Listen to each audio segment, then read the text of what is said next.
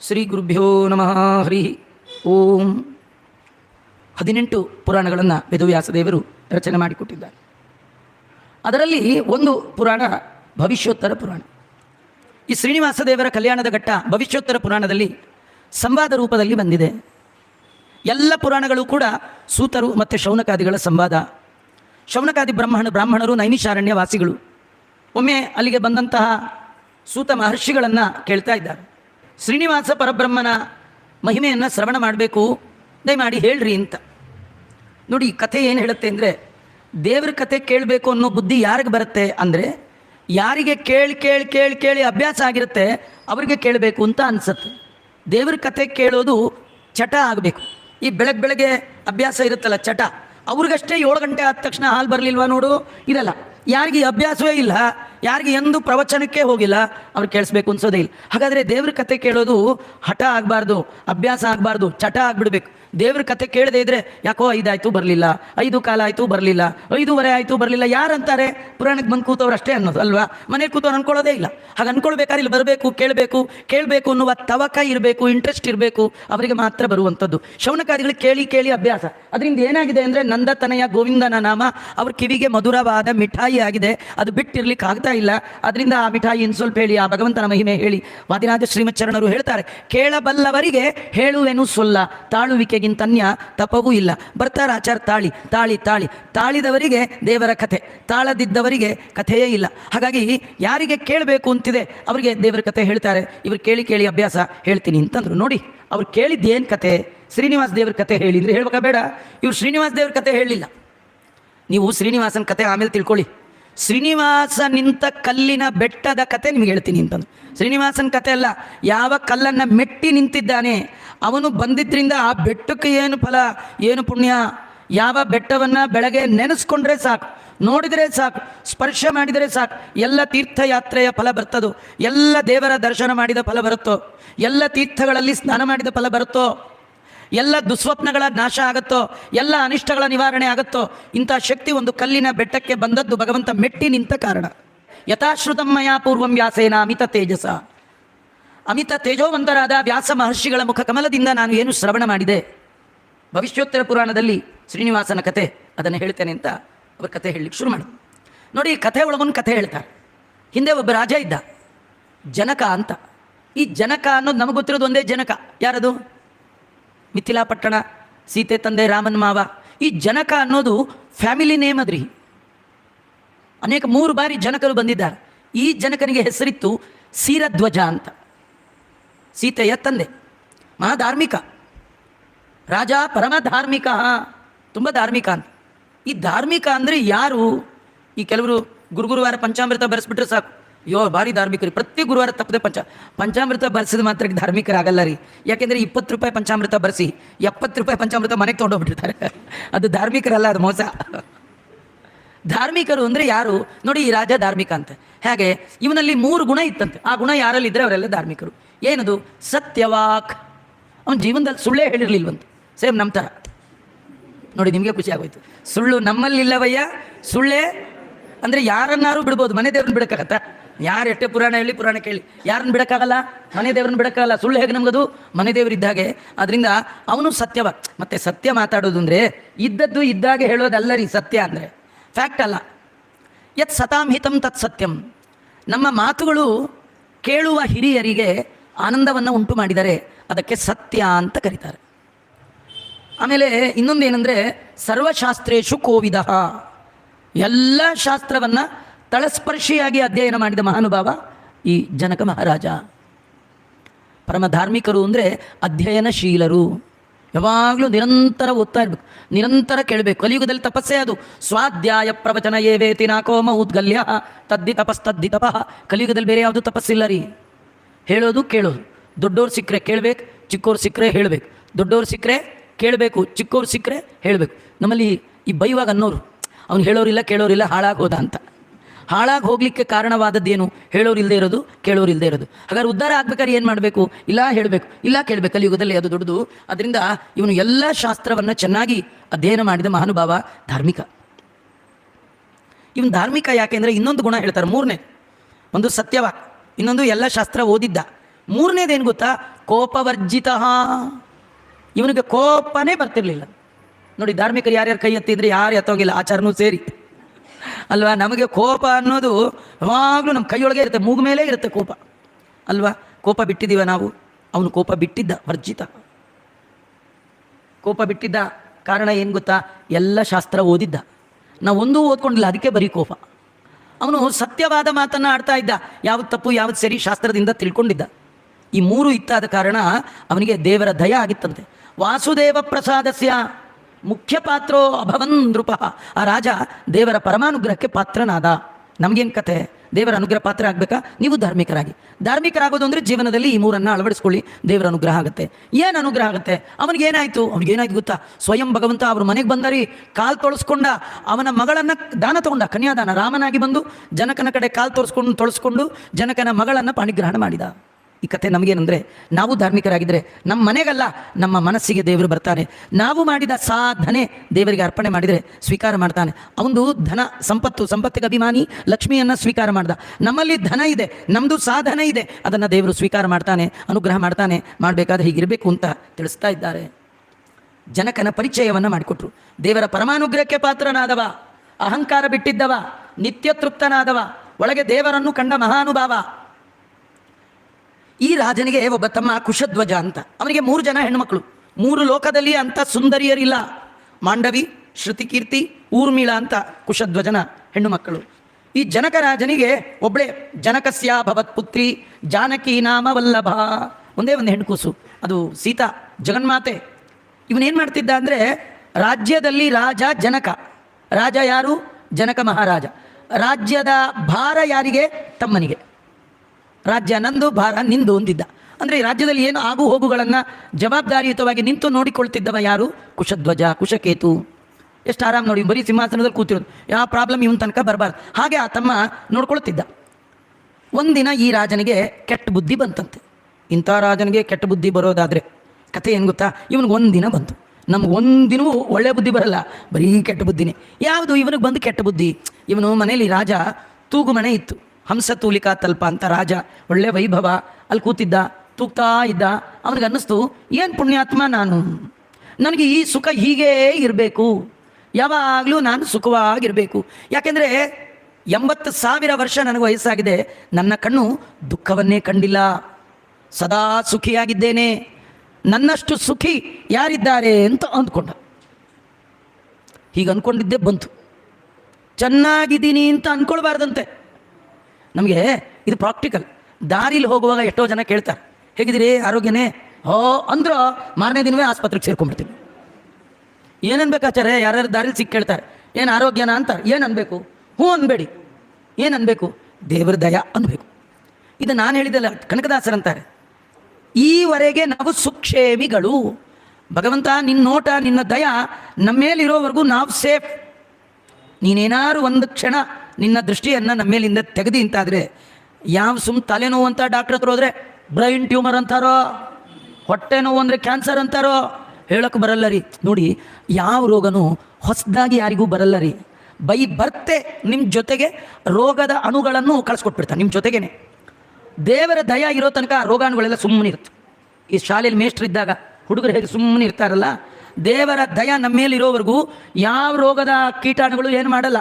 ಒಮ್ಮೆ ದೇವರು ನೋಟ ನಮ್ಮ ಮೇಲಿನ ತೆಗೆದ ಅಂತಾದರೆ ಅವೆಲ್ಲ ಕುಣಿದು ಕುಪ್ಪಳಿಸ್ಬಿಡುತ್ತೆ. ಪೂರ್ವ ಜನ್ಮ ಕೃತಂ ಪಾಪಂ ವ್ಯಾಧಿ ರೂಪೇಣ ಪೀಡ್ಯತೆ. ಅದರಿಂದ ಆ ದೇವರನ್ನು ಮರಿಬಾರ್ದು.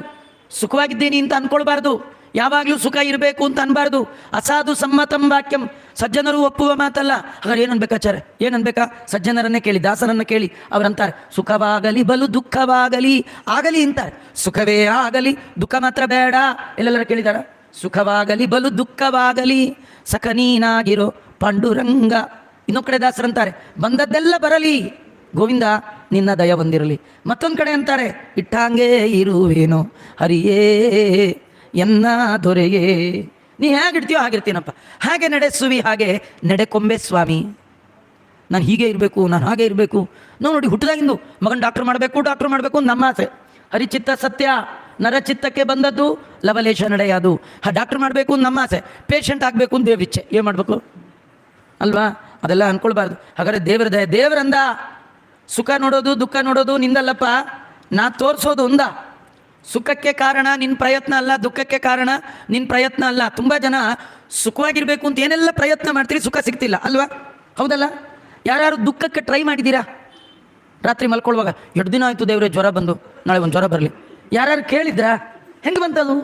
ಪ್ರಹ್ಲಾದ ರಾಜರು ಹೇಳ್ತಾರೆ, ಪ್ರಯತ್ನ ಮಾಡದಿದ್ದರೂ ದುಃಖ ಬಂದದ್ದು ಹೇಗೋ, ಪ್ರಯತ್ನ ಮಾಡದಿದ್ದರು ನೀನು ನಿನ್ನ ಕರ್ತವ್ಯ ಮಾತ್ರ ಮಾಡಪ್ಪ. ಸುಖ ದುಃಖ ನನ್ನ ಪೋರ್ಟ್ಫೋಲಿಯೋ, ನಿನಗೆ ಸಂಬಂಧಪಟ್ಟದ್ದಲ್ಲ. ಕರ್ಮಣ್ಯೇವಾಧಿಕಾರಸ್ಥೆ ಮಾ ಫಲೇಷು ಕದಾಚನ. ನಿಂಗೇನು ಸಂಬಂಧ? ರಿಸಲ್ಟ್ ಬಗ್ಗೆ ನೀ ಬೇಡ, ಸುಮ್ಮ ಕ್ಲಾಸ್ಗೆ ಹೋಗು, ಅಧ್ಯಯನ ಮಾಡು, ಎಕ್ಸಾಮ್ಗೆ ಹೋಗಿ ತಲೆ ಬಗ್ಸಿ 3 ಗಂಟೆ ಬರೋದು ಬಾ, ಪಾಸು ಫೇಲ್ ನಾನು ನೋಡ್ಕೊಳ್ತೇನೆ ಅಂತ ಭಗವಂತ ಅಲ್ವಾ? ಅದು ಬಿಟ್ಟು ಹೀಗೆ ಇರಬೇಕು ಹಾಗೆ ಇರಬೇಕು ಅದೆಲ್ಲ ಇಲ್ಲ.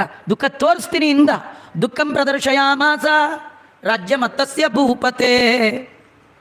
ರಾಜ್ಯದ ಮದದಿಂದ ಮೆರೆದಂತಹ ಜನಕ ಮಹಾರಾಜನಿಗೆ ದೇವರು ದುಃಖವನ್ನು ತೋರಿಸಿದ. ಕಥೆ ಏನು ಗೊತ್ತಾ? ಮಾವನ್ನೇ ಬಿಡಲಿಲ್ಲ ದೇವರು. ಜನಕ ಏನಾಗಬೇಕು ದೇವರಿಗೆ? ಮಾವನ್ನೇ ಬಿಡಲಿಲ್ಲ. ಇನ್ನು ನಮ್ಮನ್ನು ಬಿಡ್ತಾನ? ದುರಹಂಕಾರ ಪಟ್ಟರೆ ಅನ್ನಮದ ಅರ್ಥಮದ ವೈಭವದ ಮದ ಪ್ರಾಯದ ಮದ, ಇವನಿಗೆ ರಾಜ್ಯ ಮದ. ನಮಗದಿಲ್ಲ, ಇಲ್ದಿದ್ರು 7-8 ಇದೆ ರೀ. ಅನ್ನಮದ ಅರ್ಥಮದ ವೈಭವದ ಮದ ರೂಪದ ಮದ ಸತ್ವ. ಕೆಲವರು ಅಂತಿರ್ತಾರೆ, ನಾನು ಏನು ಅನ್ಕೊಂಡ್ರಿ ಅಂತಿರ್ತಾರೆ. ಸತ್ವ ನಮ್ಮ ಕೆಪಾಸಿಟಿ ಅಂತ. ಏನು ಕೆಪಾಸಿಟಿ ರೀ ನಮ್ಮದು ಅಲ್ವಾ? ನಮ್ಮ ಯೋಗ್ಯತೆ ನಮಗೆ ಗೊತ್ತಿದೆ, ಯಾರೇನು ಹೇಳ್ಬೇಕು, ಸುಮ್ಮನೆ ಜಂಬ ಹೊಡ್ಕೊಳ್ಳೋದು ಅಲ್ವಾ? ಎಲ್ಲ ಇದ್ದರಾಜ ಜಂಬ ಹೊಡೆದ್ರೇ ದೇವರು ಬಿಡಲಿಲ್ಲ, ನಮ್ಮನ್ನು ಬಿಡ್ತಾನ? ಹಾಗಾದ್ರೆ ನಾವು ದೇವ್ರ ಮುಂದೆ ಯಾವಾಗಲೂ ತಗ್ಗಿ ಬಗ್ಗಿ ನಡಿಬೇಕು. ಯಾತರವ ನಾನಯ್ಯ ನಿನ್ನ ಮುಂದೆ, ಹರಿ ಮುಕುಂದನು ನೀನು, ನರ ಜನ್ಮ ಹುಳ ನಾನು. ದೇವರ ಮುಂದೆ ಹೀಗಿರಬೇಕು. ಅದು ಬಿಟ್ಟು ಜೋರ್ಗೀರು ಮಾಡಿದ್ರೆ ಏನಾಗುತ್ತೆ ಅಂತ ತೋರಿಸ್ಲಿಕ್ಕೆ ಇವನಿಗೇನು ಮಾಡಿದ್ದ? ದುಃಖಂ ಪ್ರದರ್ಶಯ ಮಾಸ. ಏನು ದುಃಖ ಬಂತು? ಇವನ್ ತಮ್ಮ ಎಲ್ಲ ರಾಜ್ಯವನ್ನು ನೋಡ್ಕೊಳ್ತಿದ್ನಲ್ಲ, ಅವು ಇದ್ದಕ್ಕಿದ್ದಾಗ ಸತ್ತೋಗ್ಬಿಟ್ಟ. ಸಾಯ್ಬೇಕಾದ್ರೆ ರೀಸನ್ ಬೇಡ ರೀ, ಹಾಗೆ ಸಾಯ್ಬೋದು. ಕೇಳಲ್ಲ ಜನ. ಫೋನ್ ಮಾಡಿ ನಿಮ್ಗೆ ಗೊತ್ತಾ? ಅವ್ರು ಹೋಗ್ಬಿಟ್ರು. ಹೌದಾ, ಏನಾಗಿತ್ತು ಅಂತಾರೆ. ಏನಾಗಿಲ್ಲ ರೀ, ಹೋಗೋ ಕಾಲ ಬಂದರೆ ಹೋಗ್ತಾ ಇರ್ತಾರೆ. ಏನಾಗಬೇಕಂತಿಲ್ಲ, ಚೆನ್ನಾಗಿದ್ದವರೇ ಹೋಗೋದು. ಚೆನ್ನಾಗಿಲ್ಲದೆ ಇದ್ದವ್ರು ಹೋದರೆ ಅದೇನು ದೊಡ್ಡ ಪ್ರೋಗ್ರಾಮ್ ಅಲ್ಲ. ಚೆನ್ನಾಗಿದ್ದವ್ರನ್ನೂ ಬಿಡಲ್ಲ ದೇವ್ರು. ಹೀಗಾಗಿ ಅವ್ರ ತಮ್ಮ ಹೋಗೇ ಬಿಟ್ಟ. ಹತೇ ನುಜೇತ ತದ್ಬರ್ಯ ಭಾರ್ಯ ತೇನ ಸಾಕಮ್ಮ ಮಾರ. ಆ ತಮ್ಮ ಸತ್ತರೆ ತಮ್ಮನ ಹೆಂಡತಿ ಅವಳು ಆ ಚಿತೆ ಮೇಲೆ ಕೂತು ಅವಳು ಪ್ರಾಣತ್ಯಾಗ ಮಾಡ್ಕೊಂಡ್ಬಿಟ್ಲು, ಸಹಗಮನ ಮಾಡಿದ್ಲು. 3 ಜನ ಹೆಣ್ಣುಮಕ್ಳು ಪುಟ್ ಬಿಟ್ಟು ಹೊಟ್ಟೆ ಬಿಟ್ಲು. ಅವಳು ನೋಡಿ ಇವನು ಎದೆ ಬಡ್ಕೊಂಡು ಅಂತ ಇದ್ದಾನೆ. ಹಾಬದ್ರೆ ಬಾಲಕಾನ್ ತ್ಯಕ್ತ್ವ ವೃದ್ಧಮ್ಮಾಂ ಜನಕಂ ತತ ಕೊಗಚ್ಚಸಿ ವರಾರೋಹೇ ಪತಿಮಾಲಿಂಗೆ ಮಂಗಲೇ. 80,000 ಅಶೀತಿ ವರ್ಷದ ಆತ್ಮ ಸಂಪ್ರಾಪ್ತ ಮಮ ಭಾಮಿನಿ. 80,000 ವರ್ಷ ಏತಾವತ್ ಕಾಲ ಪರ್ಯಂತಂ ನ ದೃಷ್ಟೋ ದುಃಖ ಸಂಚಯ. ದುಃಖ ಅಂದ್ರೆ ಏನು ನಂಗೆ ಗೊತ್ತಿರಲಿಲ್ಲ. ಇವತ್ತು ನನಗೆ ಎಲ್ಲ ದುಃಖ ಒಟ್ಟಿಗೆ ಬರ್ತಾ ಇದೆ. ಎಂಥ ವೈರಾಗ್ಯ! ಸಣ್ಣ ವಯಸ್ಸಿನ ಹೆಣ್ಣು ಮಗಳು ನೀನು, ಬದುಕಿರುವಾಗಲೇ ಮಕ್ಕಳನ್ನು ಪರಿತ್ಯಾಗ ಮಾಡಿ ಪತಿಯ ಜೊತೆಗೆ ಸಹಗಮನ ಮಾಡಿದ್ದೀಯಾ ಅಂತ ಅಂತ ಅಳ್ತಾ ಇದ್ದಾನೆ. ನಿನಗಿರುವ ವೈರಾಗ್ಯ 80,000 ವರ್ಷ ಹಣ್ಣು ಮುದುಕ ನನಗಿಲ್ಲ. ಚಕಾರ ಪ್ರೇತ ಕಾರ್ಯಾಣಿ. ಮಕ್ಕಳೆಲ್ಲ ಸಣ್ಣವರಾದ ಕಾರಣ ತಮ್ಮನ ಸಂಸ್ಕಾರವನ್ನು ಇವನೇ ಮಾಡ್ದ. ತಂದೆ ತಾಯಿಯನ್ನು ಕಳೆದುಕೊಂಡ ಹೆಣ್ಣು ಮಕ್ಕಳನ್ನು ಆಲಿಂಗನ ಮಾಡಿಕೊಂಡು ಅಂತ ಅಳ್ತಾ ಇದ್ದಾನೆ. ಇವನ ದುಃಖವನ್ನು ಪರಿಹಾರ ಮಾಡಲಿಕ್ಕೆ ಮನೆಗೆ ಪುರೋಹಿತರು ಬಂದರಂತೆ. ಪುರೋಹಿತರು ಯಾರು? ಶತಾನಂದರು. ಪುರೋಹಿತ. ಶತಾನಂದರು ಅಂದರೆ ಗೌತಮ ಅಹಲ್ಯೆಯ ಮಕ್ಕಳು. ನೋಡಿ, ಇದು ಯಾವುದೋ ಹಳೆ ಕತೆ ಆಚಾರ್ಯ, ನೀವು ಬಂದದ್ದೇ ಲೇಟು. ಈ ಹಳೆ ಕತೆ ಈಗ ಹೇಳ್ಕೊಂಡು ನಮ್ಮನ್ನು ಗೋಳೆಕೋಬೇಡಿ. ಇದಕ್ಕೂ ನಮಗೂ ಏನು ಸಂಬಂಧ? ಆ ಸಂಬಂಧ ತಿಳಿದ್ರೆ ಸಂತೋಷ ಆಗುತ್ತೆ ರೀ, ಇಲ್ಲದೇ ಏನು ಸಂತೋಷ ಆಗಲ್ಲ. ಏನು ಸಂಬಂಧ?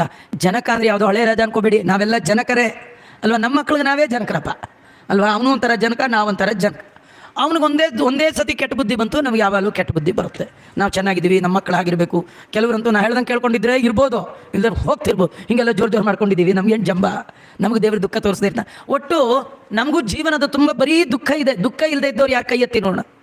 ಎಲ್ಲರಿಗೆ ದುಃಖನೇ. ಈ ಎಲ್ಲ ದುಃಖಕ್ಕೆ ಕಾರಣ ನಮ್ಮ ತಪ್ಪು ತಿಳುವಳಿಕೆ, ಅಜ್ಞಾನ, ದುರಹಂಕಾರ, ಹರಿಯ ಮರೆವು. ದೇವರನ್ನು ಮರೆತು ಜೀವನ ನಡೆಸಿದ್ದೇ ಎಲ್ಲ ದುಃಖಕ್ಕೆ ಕಾರಣ. ಅನುಗಾಲವು ಚಿಂತೆ ಈ ದೇಹಕ್ಕೆ. ಈ ದುಃಖ ಹೋಗಬೇಕು ಅಂದರೆ ಒಳ್ಳೆ ಪುರೋಹಿತರು ಬೇಕು. ಪುರೋಹಿತರು ಯಾರು? ಶತಾನಂದರು. ನಾವೆಲ್ಲ ಜನಕರು. ನಮಗೆ ಪುರೋಹಿತರು ಯಾರು? ಶತಾನಂದರು. ಶತ ಅಂದರೆ 100, ಆನಂದ ಅಂದರೆ ಆನಂದ. 100 ಆನಂದ ಅಲ್ಲ, 100, 10 ಈ ಶಬ್ದಗಳಿಗೆ ಪೂರ್ಣ ಅಂತ. ದಶಶತ ಸಹಸ್ರಗಳಿಗೆ ಸಂಖ್ಯಾವಾಚಕ ಅಲ್ಲ, ಅದು ಫುಲ್ ಅಂತ, ಪೂರ್ಣ ಅಂತ. ಶತಾನಂದ ಅಂದರೆ ಏನರ್ಥ?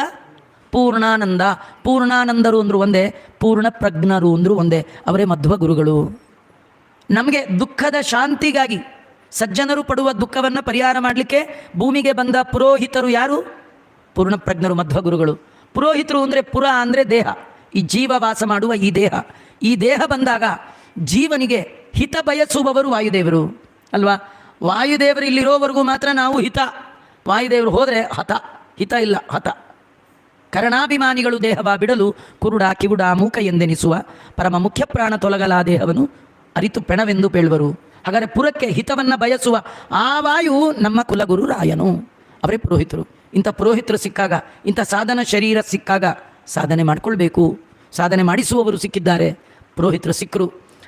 ಜನಕ ರಾಜ ಅವರಿಗೆ ಸಾಷ್ಟಾಂಗ ನಮಸ್ಕಾರ ಮಾಡಿದ. ಅವರನ್ನು ಕೇಳ್ತಾ ಇದ್ದಾನೆ, ಸ್ವಾಮಿ ಕಾಗತಿ ಪುರತೋಮಮ. ಗತಿ ಅಂದರೆ ಜ್ಞಾನ. ಏನು ಮತ್ತೆ ನನಗೇನು ಮಾಡಲಿ? ನನಗೆ ಸರಿಯಾದ ಜ್ಞಾನವನ್ನು ಕೊಡಿ. ಏನು ಮಾಡಬೇಕು? ಸೀತಾಯಾಶ್ಚಾತಿ ರೂಪಾಯ ಸ್ವರೂಪ ಪುರುಷೋಯತ. ನನಗೆ ವಯಸ್ಸಾಗಿದೆ, ನನ್ನ ಮಗಳ ಮದುವೆ ಮಾಡೋದೇ ಕಷ್ಟ ಇತ್ತು. 3 ಜನ ಹೆಣ್ಮಕ್ಳನ್ನು ಬೇರೆ ಬಿಟ್ಟು ಹೋಗಿದ್ದಾನೆ. ಈ 4 ಜನ ಮಕ್ಕಳಿಗೆ ನಾನು ಮದುವೆ ಮಾಡಬೇಕು. ನಮ್ಮ ಮನೇಲೆಲ್ಲ ಒಂದು ಹೆಣ್ಣಿಗೆ ಗಂಡು ತೋರಿಸಿ, ಆ ಗಂಡು ಒಪ್ಕೊಳ್ಳಿಲ್ಲ, ಹೆಣ್ಣು ಒಪ್ಕೊಳ್ಳಿಲ್ಲ ಅಂದರೆ ಅಯ್ಯೋ ಹೋದ್ರೋಗ್ಲಿ ಬಿಡ್ರೆ, ಇನ್ನೊಂದು ತೋರಿಸಿದ್ರಾಯ್ತು ಅನ್ಬೋದು. ಆದರೆ ಸೀತೆಗೆ ಒಬ್ಬನೇ ವರ.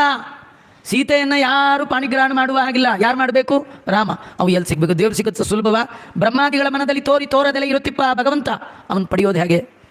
ನನಗೊಂದೇ ಆಸೆ, ನನ್ನ 4 ಜನ ಹೆಣ್ಣು ಮಕ್ಕಳನ್ನು ಒಂದೇ ಮನೆಗೆ ಕೊಡಬೇಕು ಅಂತ.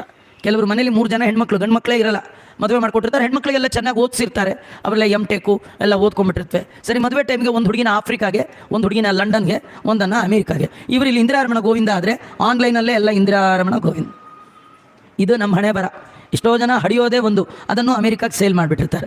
ಮಗದಾಯ್ತು. ಮನೆಗೆ ಯಾರು ಸ್ಟ್ರೀಟ್ ಲೈಟ್ ಸಿಗ್ತಾರೆ ವಿನಃ ಹೋಮ್ ಲೈಟ್ ಸಿಗೋದು ಕಷ್ಟ. ಮನೆ ಬೆಳಗಬೇಕು, ಆಮೇಲೆ ಬೀದಿ ಬೆಳಗೋದು, ಊರೆಲ್ಲ ಬೆಳಗೋಕೆ ಹೋಗಿ ಮನೆ ಕತ್ಲು ಮಾಡ್ಕೊಳ್ಳೋ ಜನ ನಾವು. ಅದರಿಂದ ನನಗೆ ಹಾಗಾಗಬಾರ್ದು. ಒಬ್ಬರೇ ಬೀಗರು, 4 ಜನ ಗಂಡು ಮಕ್ಳು ಇರಬೇಕು, 4 ಹೆಣ್ಮಕ್ಳು. ದೀಪಾವಳಿಗೆ ಒಂದು ಫ್ಯಾಮಿಲಿ ಬಂದರೆ ಎಲ್ಲ ಬಂದಾಗಿರ್ಬೇಕು. ಅವ್ರನ್ನ ಕರೆದ್ರೆ ಇವ್ರು ಬರಲ್ಲ, ಇವ್ರನ್ನ ಕರೆದ್ರೆ ಇದೆಲ್ಲ ಆಗಬಾರ್ದು. ನನಗಿದೊಂದು ಆಸೆ, ಇದೆಲ್ಲ ಆಗಬೇಕು. ನನ್ನ ತಮ್ಮ ಇದ್ದ ಇದುವರೆಗೂ, ಅವನು ಇಲ್ಲ. ಏನು ಮಾಡಿದ್ರೆ ನನ್ನ ಇಷ್ಟಗಳೆಲ್ಲ ನೆರವೇರುತ್ತೆ, ಇದನ್ನು ಹೇಳಿ ಅಂತ ಕೇಳಿದಾಗ ಆಗ ಶತಾನಂದರು ಹೇಳ್ತಾರೆ, ನೋಡಪ್ಪ, ಈ ಅಸ್ತಿ ಕಶ್ಚಿತ್ ವಿಶೇಷೋಸ್ಮಿನ್ ಭೂಲೋಕೆ ಭೂಮಿ ಪಾಲಕ. ಭೂಲೋಕದಲ್ಲಿ ಒಂದು ವಿಶೇಷ ಇದೆ, ಅದು ಶೇಷಾಚಲ ವೈಕುಂಠಗಿರಿ ಮಹಾತ್ಮ್ಯಂ.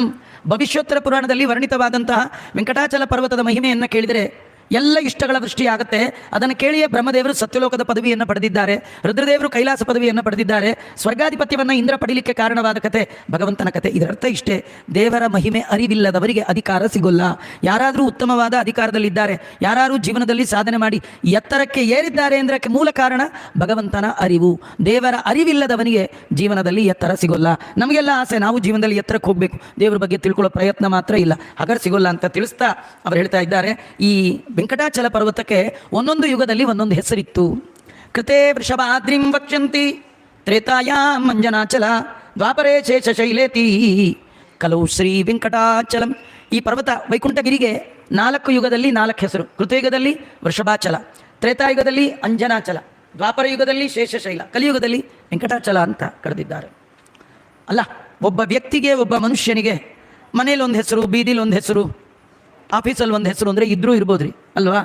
ಒಂದು ಓಡಾಡದೇ ಇರೋ ಪರ್ವತಕ್ಕೆ ಯುಗಾನುಸಾರಿಯಾಗಿ ಬೇರೆ ಬೇರೆ ಹೆಸರಂದರೆ ಇದು ಆಶ್ಚರ್ಯ.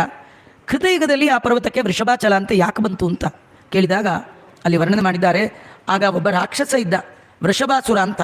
ಅವನ ಕಾಟ ತಡಿಲಿಕ್ಕಾಗದೆ ದೇವತೆಗಳು ಭಗವಂತನಲ್ಲಿ ಪ್ರಾರ್ಥನೆ ಮಾಡಿದರು. ಅವರ ಸ್ತೋತ್ರಕ್ಕೆ ಹೋಗೊಟ್ಟ ಭಗವಂತ ಅವರಿಗೆ ಪ್ರತ್ಯಕ್ಷ ಆದ. ಎಲ್ಲ ಋಷಿಗಳು ಮುನಿಗಳು ಅವನನ್ನು ಸ್ತೋತ್ರ ಮಾಡಿದ್ದಾರೆ. ಸಂವಾದತೆ ಸದಾ ಕ್ರೂರ ತಪೋಭಂಗ ಕರಕ್ಕಲಹ. ಪಾಪಿಯಾದ ಆ ರಾಕ್ಷಸ ತಪಸ್ಸಿಗೆ ವಿಘ್ನವನ್ನು ಉಂಟು ಮಾಡ್ತಾ ಇದ್ದಾನೆ. ಸ್ವಾಮಿ ತಸ್ಮಾದ್ ರಕ್ಷಸ್ವನಃ, ನಮ್ಮನ್ನು ಅವನ ಬಾಧೆಯಿಂದ ರಕ್ಷಣೆ ಮಾಡುವಂತ ದೇವರಲ್ಲಿ ಕೇಳ್ತಾ ಇದ್ದಾರೆ. ಭಗವಂತ ಕೇಳ್ದ, ಅಷ್ಟು ಒಳಕೊಳ್ತಾನ, ಹಾಗಾದ್ರೆ ಅವನ ಸ್ಟೋರಿ ಹೇಳ್ರಿ ಅಂತ. ಇವನು ಗೊತ್ತಿಲ್ವ, ಕಳ್ಳ, ಇವನಿಗೆಲ್ಲ ಗೊತ್ತು. ಅಂದರೆ ನೋಡಿ, ಯಾರಿಂದ ದೇವರಿಗೆ ಉಪಕಾರವೂ ಇಲ್ಲ, ಯಾರಿಂದ ದೇವರಿಗೆ ಭಯವೂ ಇಲ್ಲ. ರಾಕ್ಷಸನ ಕಂಡ್ರೆ ದೇವರಿಗೇನು ಭಯ ಇಲ್ಲ ರೀ, ರಾಕ್ಷಸರಿಂದ ದೇವರಿಗೆ ಪ್ರಾಬ್ಲಮ್ಮೂ ಇಲ್ಲ.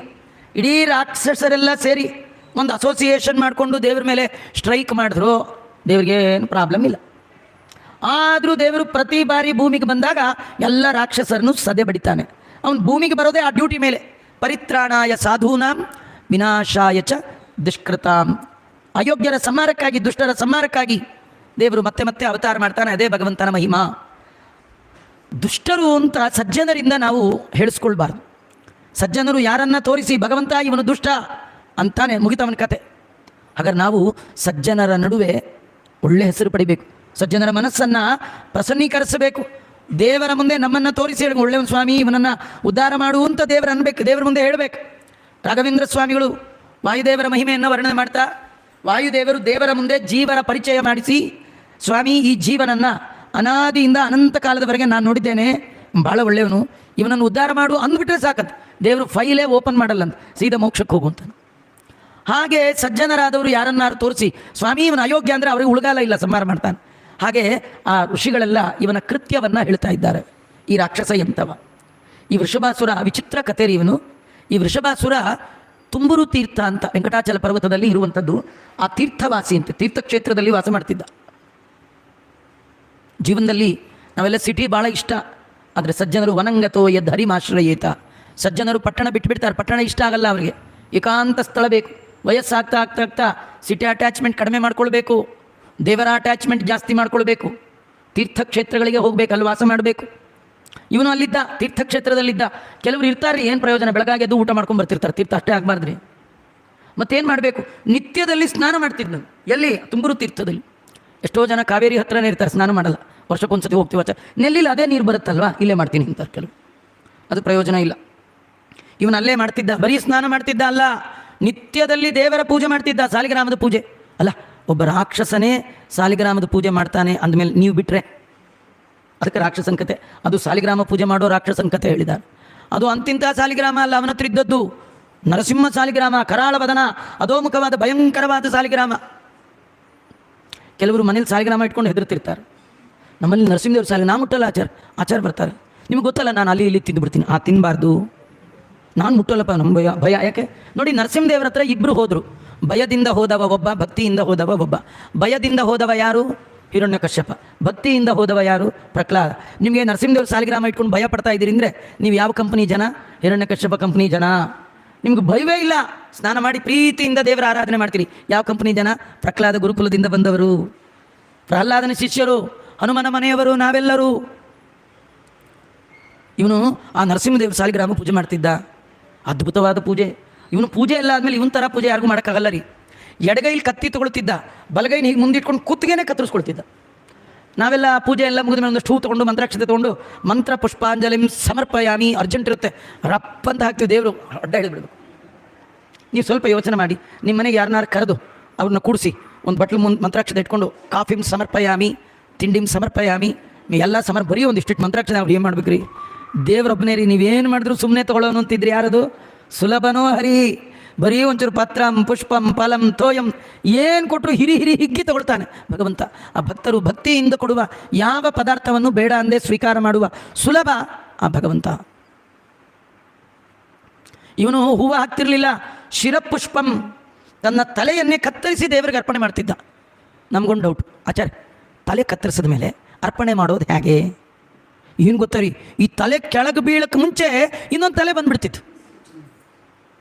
ಅದ್ಯಾಗ ಆಚಾರ್ಯ? ಹೇಗಂದ್ರೆ ಅವನಿಗೆ ಗೊತ್ತು, ನಾವು ದೇವರಿಗೆ ಏನು ಕೊಡ್ತೇವೆ ಮರಳಿ ನಮಗೆ ಕೊಡ್ತಾನೆ. ಕೊಟ್ಟುದ ಮರಳಿ ತನಗರ್ಪಿಸಲು ಅನಂತ ಮಡಿ ಮಾಡಿ ಕೊಡುವ. ಬರೀ ನಾವು ಬಾಯಲ್ಲಿ ಹೇಳ್ತೀವಿ ರೀ, ಅವನು ಪ್ರಾಕ್ಟಿಕಲಿ ಅನುಭವಿಸಿದ್ದ. ಒಂದು ತಲೆ ಕಟ್ ಮಾಡಿ ಕೈಗೆ ಬರೋಟ್ರೊಳಗೆ ಇನ್ನೊಂದು ತಲೆ ಬರ್ತಿತ್ತು, ದೇವರಿಗೆ ಅರ್ಪಣೆ ಮಾಡ್ತಿದ್ದ. ಈ ಥರ ಪೂಜೆ ರೀ. ಹಾಗಾದ್ರೆ ಏನಾಚಾರ ನಾವು ತಲೆ ಕಟ್ ಮಾಡ್ಬೇಕು? ತಲೆಗಿಲೆ ಕಟ್ ಮಾಡಿಬಿಡ್ರಿ. ಈ ಕಥೆಯ ಸಾರ ಏನು ಗೊತ್ತಾ? ತಲೆ ಹೋಗೋಷ್ಟು ಕೆಲಸ ಇದ್ದರೂ ಪೂಜೆ ಬಿಡಬೇಡಿ. ನಿಮಗೇನು ತಲೆ ಹೋಗಲ್ಲ, ಸುಮ್ಮನೆ ಅವರು ನಿಮ್ಮಲ್ಲಿ ಆಫೀಸಲ್ಲಿ ಬಾಸು, ನಾಳೆಯಿಂದ ನೀವು ಬೇಗ ಬಂದರೆ ನಿಮಗೆ 2000 ಸಂಬಳದಲ್ಲಿ ಹೊಯ್ಕ್ ಅಂದುಬಿಟ್ರೆ ಇವನಿಗೇನೋ ಭಾರಿ ಖುಷಿ. ಸಂಧ್ಯಾವನೆ ಬಿಟ್ಟು ಹೋಗ್ಬಿಡ್ತಾನೆ. ಸರ ಎಲ್ಲಿ ಸಂಧ್ಯಾವನೆ ಮಾಡಲಿ ಹೇಳಿ? 6 ಗಂಟೆಗೆ ಕ್ಯಾಬ್ ಬಂದುಬಿಡುತ್ತೆ ಅಂತ. ಸರಿ ಕಣಯ್ಯ, ಢಮಾರ ಆದಮೇಲೆ ಕ್ಯಾ ಅಂತ ಮೇಲೊಬ್ಬ ಕೇಳ್ತಾನೆ, ಭೂಮಿಗೆ ಹೋಗಿದ್ದೆಯಲ್ಲ, ಸಂಧ್ಯಾವನೆ ಮಾಡಿದೆಯಾ, ಏನು ಮಾಡಿದೆ, ಏನಾರು ಕೇಳ್ತಾನೆ ಅಲ್ವಾ? ಯಾರು? ರವಿನಂದನ ಕೇಳಿದರೆ ಉತ್ತರ ಕೊಡಲು ಸರಕು ಒಂದೂ ಇಲ್ಲ, ಹಾಗೆ ಮಾಡಲ್ಲಯ್ಯ. ರವಿನಂದನ ಯಾರು? ಯಮ. ಅವನು ನಮ್ಮನ್ನು ಕೇಳ್ತಾನೆ ಸತ್ತ ಮೇಲೆ.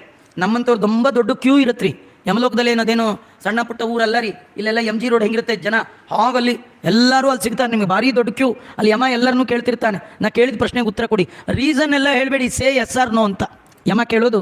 ಸೇ ಎಸ್ ಆರ್ ನೋ. ಸಂಧ್ಯಾವನೆ ಮಾಡಿದ್ಯಾ?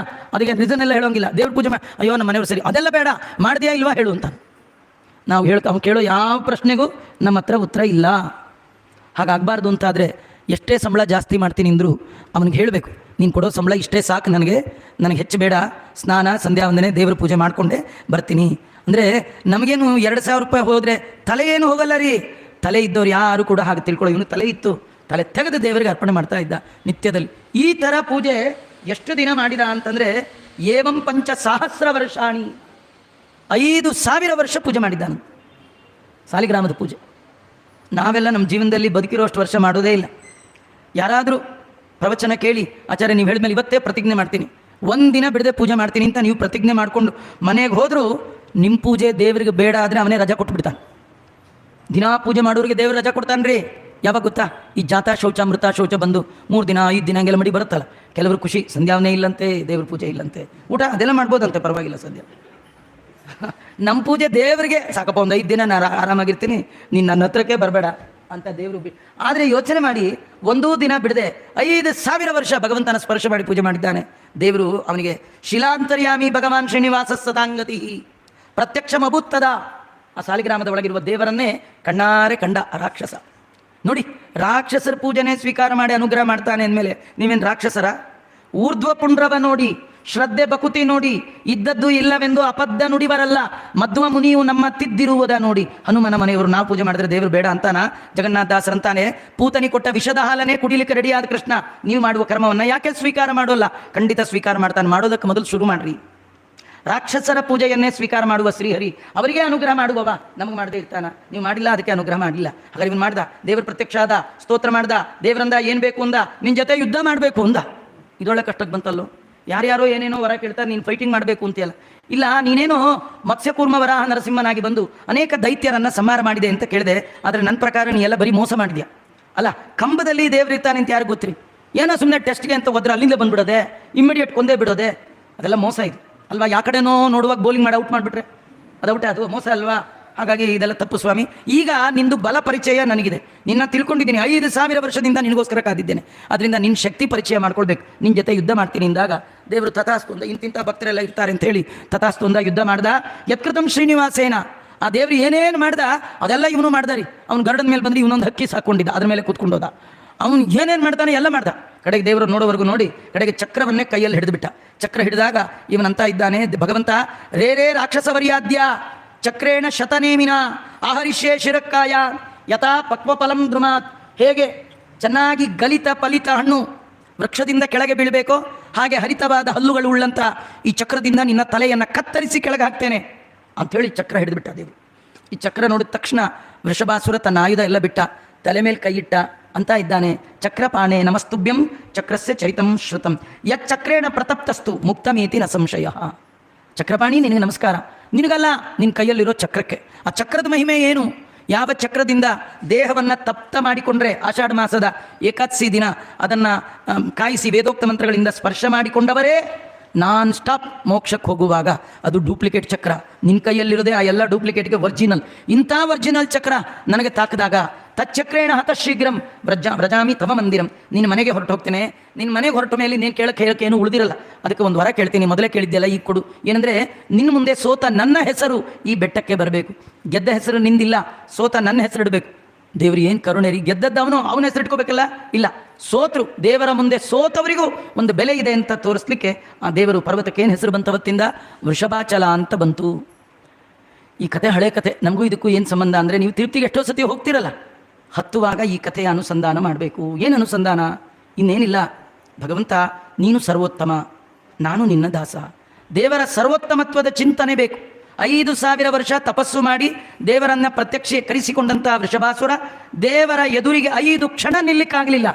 ಯಾವ ತಪಸ್ಸು ಇಲ್ಲ, ಏನಿಲ್ಲ. ದೇವರ ಮುಂದೆ ನಾವೇನು ನಿಲ್ತೀವ್ರಿ? ಹರಿ ಮುಕುಂದನು ನೀನು, ನಾನು ಹುಳ ಇದ್ದಾಗೆ ಸ್ವಾಮಿ, ನೀನು ಅನುಗ್ರಹ ಮಾಡಿದ್ರೆ ಉಂಟು, ಇಲ್ಲದೇ ಇಲ್ಲ ಅಂತ ದೇವರ ಸರ್ವೋತ್ತಮತ್ವದ ಜ್ಞಾನದೊಂದಿಗೆ ಪರ್ವತವನ್ನು ಹತ್ಲಿ. ಯಾರು ನಾನು ದೇವರು ಒಂದೇ ಅಂತ ತಿಳ್ಕೊಂಡು ಹತ್ತಬೇಡಿ. ನಾನು ದೇವರು ಒಂದಾಗ್ಲಿಕ್ಕೆ ಸಾಧ್ಯ ಇಲ್ಲ ಅಲ್ಲ, ದೇವರಿಗಿಂತ ದೊಡ್ಡವರು ಆಗಕ್ಕೆ ಸಾಧ್ಯ ಇಲ್ಲ, ದೇವರಿಗೆ ಸಮ ಆಗ್ಲಿಕ್ಕೂ ಸಾಧ್ಯ ಇಲ್ಲ. ಅದಕ್ಕೆ ನಾನೇ ಸಾಕ್ಷಿ. ಯಾರದು? ವೃಷಭಾಸುರ ತನ್ನ ಸಾಕ್ಷಿಯನ್ನು ಪರ್ವತದ ಮೂಲಕ ಇಟ್ಟು ಭಗವಂತನ ಸರ್ವೋತ್ತಮತ್ವವನ್ನು ಪ್ರತಿಪಾದನೆ ಮಾಡಿದ ಕಥೆ ಈ ವೃಷಭಾಚಲದ ಕಥೆ. ಇದು ಕೃತಯುಗದಲ್ಲಿ ನಡೆದಂಥದ್ದು. ಈ ಕಥೆಯನ್ನು ವರ್ಣನೆ ಮಾಡಿದಾಗ ಮತ್ತೆ ಕೇಳ್ತಾರೆ, ತ್ರೇತಾಯುಗದಲ್ಲಿ ಅಂಜನಾಚಲ ಯಾಕೆ ಬಂತು ಅಂತ. ಅದು ನಾಳೆ ಹೇಳ್ತೀನಿ ಅಂತಿದ್ದಾರೆ. ಶ್ರೀಕೃಷ್ಣ ಅರ್ಪಣಮಸ್ತು. ಸರ್ವೇಂದ್ರಿಯ ಪ್ರೇರಕೇಣ ಶ್ರೀಪ್ರಾಣಪತಿನೇರಿತಃ ಯದವೋಚ ಮಹಂತೇನ ಪ್ರಿಯತಾಂ ಕಮಲಾಲಯ ಮಧ್ವೇಶಾರ್ಪಣಮಸ್ತು. ಕೃಷ್ಣ.